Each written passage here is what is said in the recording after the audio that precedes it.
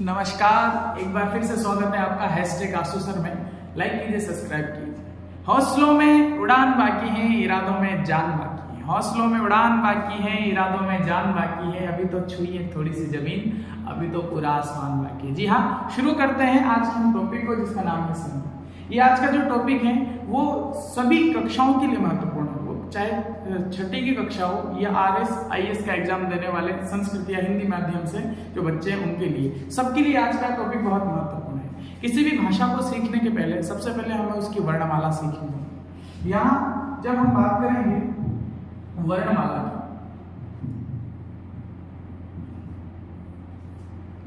मित्रों वर्णमाला किसी भी भाषा का मूल होता है। जब भी हम कोई नई चीज सीखते हैं तो सबसे पहले उसके अल्फाबेट जो उसकी वर्णमाला होती है वहीं से शुरुआत करते हैं। तो सबसे पहले हम यहाँ की सीखेंगे वर्णमाला। संस्कृत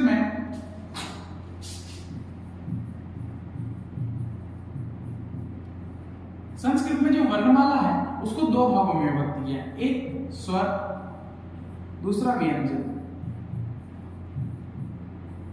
तीसरा अयोगवाग के रूप में लेते हैं। उनमें भी दो चीजें आती हैं। स्वर जो होते हैं वो दो प्रकार के होते हैं, ह्रस्व स्वर और दीर्घ स्वर। ह्रस्व स्वर के अंदर हमारा अ, ई, उ, री और री। ये जो री शब्द है ये केवल आपको संस्कृत में देखने को मिलेगा, अन्य भाषाओं में ये नहीं होता है। और ये री केवल ह्रस्व होता है, दीर्घ नहीं होता है। दीर्घ में हम बात करेंगे आ, ई, उ, री और बड़ी री। ये हमारे जो स्वर हैं इनके प्रकार हैं। इसके बाद जब हम आगे बढ़ेंगे तो हम बात करेंगे व्यंजन की। अब व्यंजन जो है वो अलग अलग प्रकार के होते हैं। व्यंजन या आप एक टेबल देख रहे हैं जो क वर्ग, च वर्ग, ट वर्ग, त वर्ग और प वर्ग के अंतर्गत हमें दी गई है।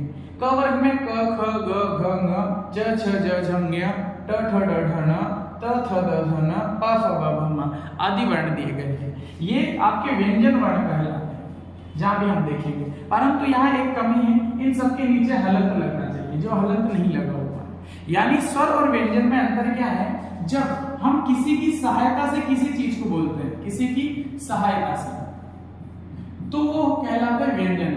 लेकिन जो बिना किसी की सहायता से बोले जाते हैं उन्हें कहते हैं हम स्वर वर्ण। तो जो पहले हमने देखे थे ये थे स्वर, जिनको बोलने के लिए किसी की आवश्यकता नहीं पड़ती, किसी स्वर की आवश्यकता नहीं पड़ती, किसी व्यंजन की आवश्यकता नहीं पड़ती। परंतु ये जो वर्ण आप देख रहे हैं इनको बोलने के लिए किसी न किसी स्वर की आवश्यकता पड़ती है। जैसे यहाँ पे क दिया हुआ है, ये किससे मिलकर बना है? क और अ से मिलकर के बना है क। जैसे ख किससे मिलकर बना है? क और ख से मिलकर ख बना है। अगर इसको हम अलग लिखेंगे तो वो हलंत वाला होना चाहिए, हलंत ही होना चाहिए। उसके बाद में जब हम बात करेंगे तो मैं आपको बता रहा था अयोगवाह की हम बात करेंगे।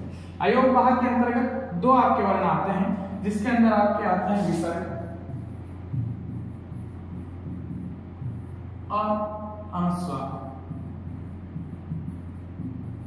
व्यंजन वर्ण की जब हम बात कर रहे थे तो व्यंजन वर्ण के अंतर्गत ही आपके जो अंतस्थ वर्ण है, अंतस्थ वर्ण है य, र, ल, व, ये भी व्यंजन वर्ण के अंतर्गत ही गिने जाते हैं। और एक सूक्ष्म वर्ण जो श, श और श और ह, ये आपके सूक्ष्म वर्ण कहलाते हैं, जो आपके व्यंजन के अंतर्गत ही आते हैं। उसके बाद में अनुस्वार और विसर्ग, ये जो दो वर्ण हैं ये आपके अयोगवाह के अंतर्गत आते हैं। जब हम बात करते हैं कि इनको अलग अलग कैसे विभक्त किया गया, तो जो हमारा शरीर है, हमारे शरीर में जो ऊपर का भाग है, हमारी जो खोपड़ी है और हमारा जो मुख है, नाक है, नासिका है, तालु है, जहां जहां से जो जो वर्ण का उच्चारण होता है वहीं से इनका उच्चारण स्थान माना जाता है। जैसे होठ से, जैसे हम व बोलते हैं, प बोलते हैं, फ बोलते हैं, ये ओष्ठ का उच्चारण स्थान है। जैसे त, थ, द बोलते हैं तो अपनी जो जीभ है, जो टंग है, वो दांतों को स्पर्श करती है, इसलिए इनको दंतेय बोलते हैं। उसी प्रकार से नासिका, जैसे हम ङ, ण, न, म, जब भी हम बोलेंगे नासिका का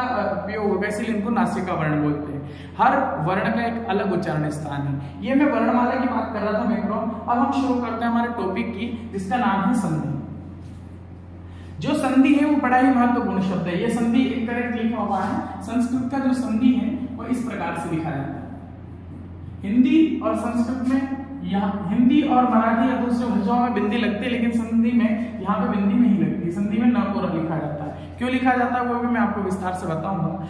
यहाँ पे जब दो वर्ण निकट आते हैं और उनमें कोई विकार उत्पन्न होता है, विकार का मतलब आप बीमारी ले सकते हैं, परिवर्तन ले सकते हैं। जब भी कोई परिवर्तन होता है, जैसे हिम प्लस आलय, हिमालय हुआ, यहाँ पे क्या है? म में अ छुपा हुआ है। इधर देखिए, म में अ छुपा हुआ है। उसके बाद में आ है, तो अ और आ मिलकर के यहाँ पे आ होता है, और स्वर की आपको सबको पता है कि हमेशा मात्रा लगती है, तो स्वर की मात्रा लग जाएगी और हिमालय एक शब्द बनेगा। रमा प्लस ईश, यहाँ आगे हुआ छुपा हुआ है आ और पीछे छुपा हुआ है ई, दोनों मिलकर के ए हो जाते हैं, तो रमेश शब्द बनता है। उसी प्रकार सूर्योदय की संधि है। ये जो संधि है वो हम स्टार्ट कर रहे हैं। संधि दो वर्णों के विकार से उत्पन्न होती है। वर्ण और इसमें क्या अंतर है वो देखिए। वर्ण जो है उनको इंग्लिश में हम लेटर बोलते हैं, और जब कोई भी हम पद का यूज करते हैं, कोई भी पूरे शब्द का जब यूज करते हैं तो उसको वहां पे होता है समास। हम अगली जो वीडियो बनेगा उसमें हम समास के ऊपर बात करेंगे। हमारे वीडियो दो प्रकार के रहेंगे, एक जो छोटा बच्चा जो बेस है, स्टार्टिंग कहाँ से करनी संस्कृत की, एक उसके ऊपर रहेगा, ये उसी का वीडियो आप देख रहे हैं। एक रहेगा जो 10th स्टैंडर्ड के लिए रहेगा, उसमें केवल 10th वालों के लिए ही बात होगी, 10th वालों के सिलेबस के लिए ही बात होगी। तो ध्यान दीजिए, जो वर्ण है वो लेटर जो आपका है उसमें संधि होती है, और जो पद में संधि होगी, जो वर्ड में संधि हो रही है, वहां पे आपका समास होगा। और संधि और समास में बस इतना सा ही डिफरेंस है, इसीलिए ध्यान रखिए। अब हम बात करते हैं आपकी संधि की। संधि की परिभाषा आप सबको याद होगी कि जब दो वर्णों से मिलकर कोई विकार उत्पन्न होता है, कोई परिवर्तन होता है, कोई चेंज होता है, तो उसे संधि कहते हैं। अब संधि के प्रकार कितने हैं? तो संधि मुख्य रूप से 3 प्रकार की होती है। नंबर 1 स्वर संधि। अब जैसा कि मैंने आपको वर्णमाला में बताया था, तो आपको पता होगा कि जब दो स्वर मिलेंगे तो स्वर संधि हो जाएगी, स्वर संधि। दूसरी है व्यंजन संधि। जब व्यंजन का स्वर या व्यंजन से मेल होगा तो आपकी व्यंजन संधि हो जाएगी। और तीसरी आपकी विसर्ग संधि। अब जो बच्चे अभी तक भी विसर्ग संधि के बारे में नहीं जानते हैं, उनको ये बता दूं कि हर संस्कृत में जब कई सारे शब्दों के पीछे 2 डॉट आप देखते हैं, इसे ही विसर्ग बोलते हैं। और जहां भी ये डॉट का यूज होगा, जब तीसरा शब्द बनेगा, कुछ विकार होगा, तो वहां पे विसर्ग संधि होगी। अब आइए बढ़ते हैं आगे अगले टॉपिक के ऊपर, जिसका नाम है अपना स्वर संधि।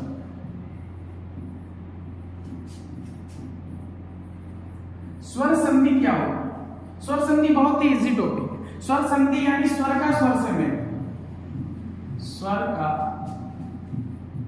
स्वर से मेल।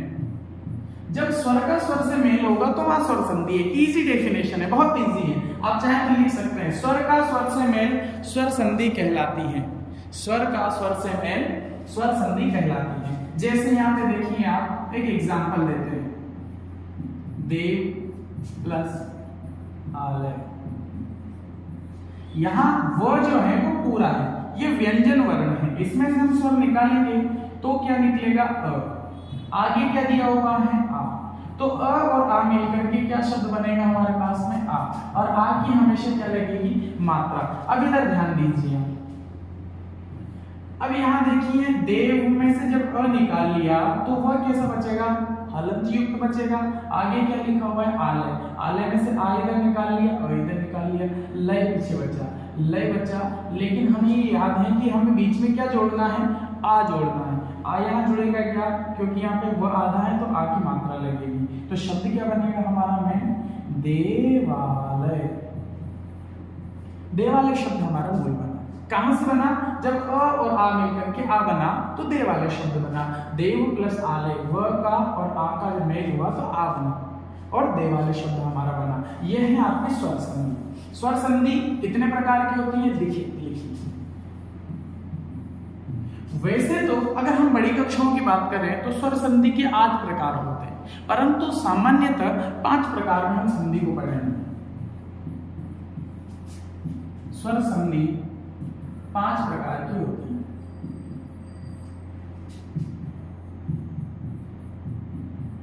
स्वर संधि 5 प्रकार की होती है। कौन कौन सी होती है सर ये? नंबर 1 दीर्घ संधि,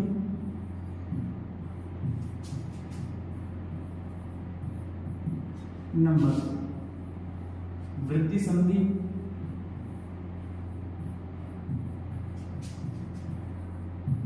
नंबर 3 यण संधि। आप चाहें तो वीडियो पॉज करके लिख सकते हैं, क्योंकि अगर मैं रुकूंगा तो बहुत ज्यादा वीडियो लंबा बन जाएगा। अयाद संधि,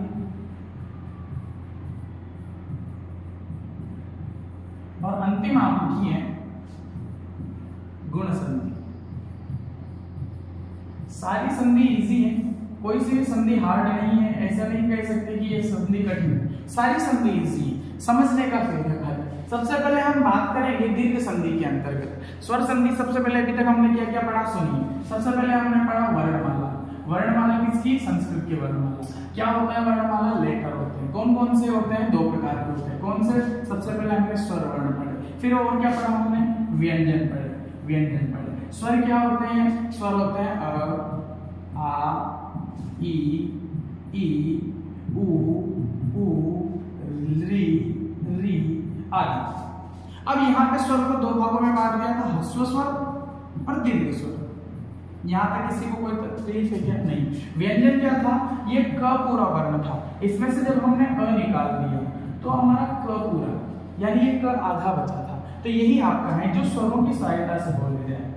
स्वरों की सहायता से जो बोले जाए उन्हें क्या कहते हैं? हम व्यंजन वर्ण कहते हैं। इसके अलावा सर आपने एक चीज और बताई थी, उसको अयोगवाह बोला था। अयोगवाह ये क्या होता है? अयोगवाह क्या होता है? अयोगवाह में आपके 2 चीजें आती हैं, विसर्ग और अनुस्वार। विसर्ग और अनुस्वार। सर व्यंजन में आपने एक चीज और बताई थी, य, र, ल, व, ये अंतस्थ वर्ण होते हैं। और एक चीज और बताई थी, स, श, फ, ये अनुनासिक स्वर होते हैं जिन्हें हम नाक से बोलते हैं। ये अंतस्थ वर्ण होते हैं, य, र, ल, व, ये भी व्यंजन के ही अंतर्गत आते हैं। टोटल व्यंजन की संख्या होती है 25।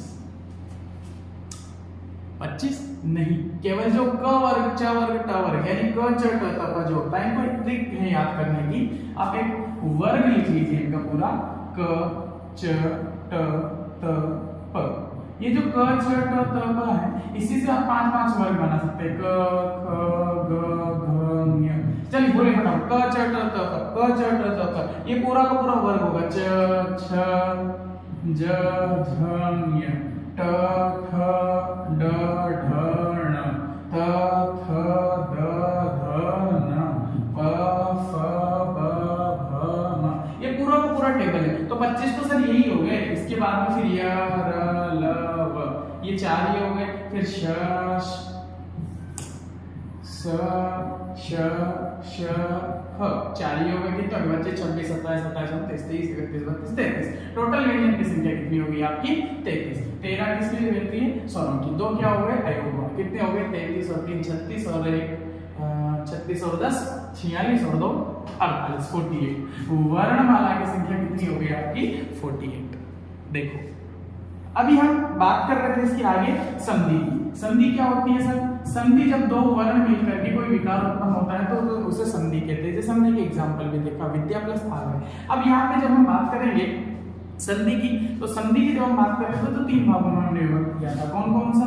स्वर, व्यंजन और विसर्ग। जी हाँ, स्वर, व्यंजन और विसर्ग की हमने बात की थी अलग अलग। सबसे पहले हमने स्वर संधि पढ़ी थी। जब स्वर का स्वर से मेल होगा तो स्वर संधि, जब स्वर का विसर्ग और जब स्वर का व्यंजन और विसर्ग से मेल होगा तो व्यंजन संधि, और जब व्यंजन और स्वर का विसर्ग से मेल होगा तो विसर्ग संधि। सबसे पहले हम बात कर रहे हैं स्वर संधि की। स्वर संधि के प्रकारों की मैंने बात की थी आपसे।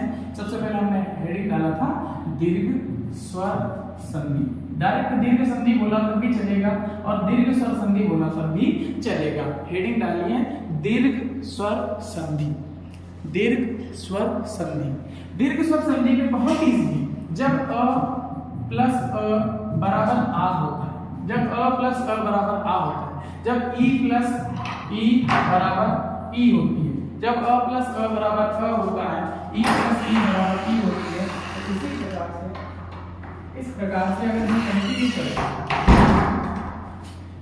यहाँ जो स्वर का स्वर से मेल होगा तो स्वर संधि होगी। लेकिन जैसे यहाँ मैंने आ कर दिया, इधर अ कर दिया, सर अब क्या होगा?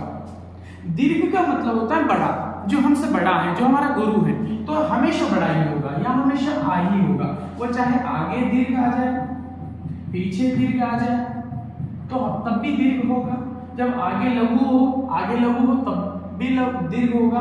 आगे दीर्घ हो, पीछे लघु, या आगे छोटा हो यानी लघु हो और आप पीछे दीर्घ हो तब भी क्या होगा, दीर्घ ही होगा। हमेशा हर कंडीशन में क्या होगा, दीर्घ ही होगा, इसीलिए ध्यान दीजिए। इसके एग्जाम्पल देखते हैं बहुत सारे, जैसे हम एक एग्जाम्पल देखते हैं विद्या, बहुत फेमस है, आपको आता भी होगा, विद्या प्लस आलय।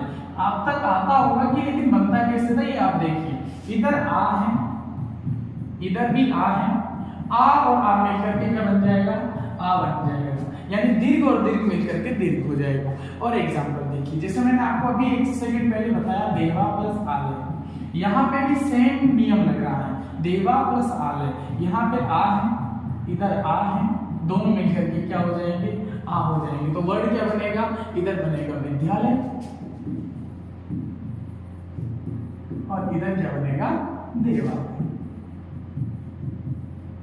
अब इसके हम बहुत सारे एग्जांपल्स कर लेते हैं जहां हमारे दीर्घ संधि कंप्लीट हो जाएगी। एक बार इसे लिख लीजिए। सर दूसरी भाषाओं के में एग्जांपल दीजिए, अभी दे देते हैं। दूसरी भाषा का, जैसे दूसरी भाषा का मतलब दूसरी मात्रा का, जैसे वधु प्लस उत्सव।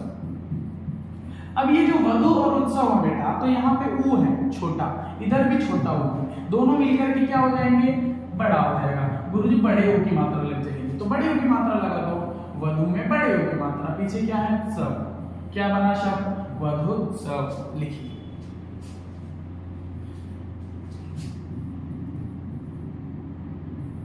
गिरी प्लस ईश। चलो एक में मैंने छोटी मात्रा लगा दी, एक में मैंने बड़ी मात्रा लगा दी, वेरी गुड। कौन सी बनेगी, बनाइए, क्या होगा, गिरीश, गुड। लिखिए, ये आपके दीर्घ संधि के एग्जांपल है। हमने क्या क्या पढ़ लिया, सबसे पहले हमने संधि की बात की, संधि के बाद हमने वर्णमाला की बात की, स्वर और व्यंजन विसर्ग को हमने पढ़ा, उसके बाद हमने दीर्घ संधि पढ़ी। बाकी की जो संधि है वो हम अगले वीडियो में पढ़ेंगे, क्योंकि ये वीडियो बहुत लंबा हो जाएगा। तब तक के लिए मिलते रहिए, thank you, like and subscribe, thank you.